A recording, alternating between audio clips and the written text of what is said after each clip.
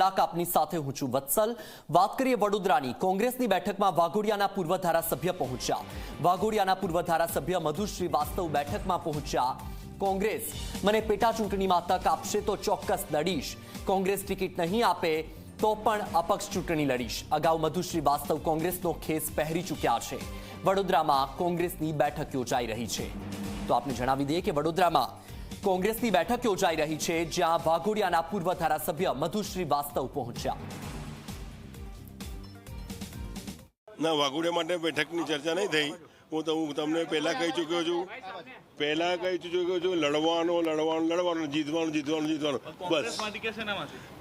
લડવાનું, કોઈ બી પાર્ટી, ભાજપ છોડીને કોઈ બી પાર્ટી આવે એના જોડે લડવાનું, ચાહે આમ પાર્ટી આવે ચાહે જે બી પાર્ટી આવે એનાથી લડવાનું। બાકી અપક્ષ તો નક્કી ચર્ચા કોઈ કશું નહીં।